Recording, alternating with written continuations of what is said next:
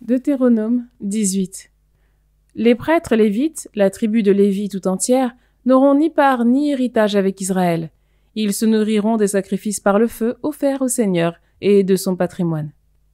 Cette tribu n'aura pas d'héritage au milieu de ses frères, mais le Seigneur sera ton héritage, comme il le lui a dit. Voici quels seront les droits des prêtres sur le peuple. Sur ceux qui offrent en sacrifice un bœuf ou un mouton, on donnera au prêtre l'épaule, les joues et la panse.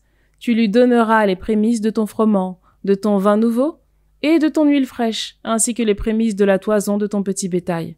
Car c'est lui, le prêtre, que le Seigneur ton Dieu a choisi parmi toutes les tribus pour se tenir en sa présence et servir en son nom, lui et ses fils tous les jours.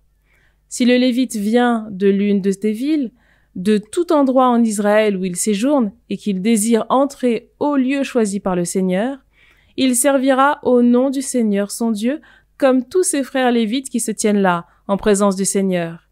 Il aura pour se nourrir une part égale à la leur, outre ce que chacun pourra tirer de la vente des biens paternels. Lorsque tu seras entré dans le pays que le Seigneur ton Dieu te donne, tu n'apprendras pas à commettre les abominations que commettent ces nations-là. On ne trouvera chez toi personne qui fasse passer son fils ou sa fille par le feu, personne qui scrute les présages ou pratique l'astrologie, incantation, enchantement, personne qui use de magie, interroge les spectres et les esprits ou consulte les morts. Car quiconque fait cela est en abomination pour le Seigneur. Et c'est à cause de telles abominations que le Seigneur ton Dieu dépossède les nations devant toi. Toi, tu seras parfait à l'égard du Seigneur ton Dieu. Ces nations que tu vas déposséder écoutent les astrologues et ceux qui scrutent les présages, mais à toi, ce n'est pas cela que t'a donné le Seigneur ton Dieu. Au milieu de vous, parmi vos frères, le Seigneur votre Dieu se fera lever un prophète comme moi, et vous l'écouterez.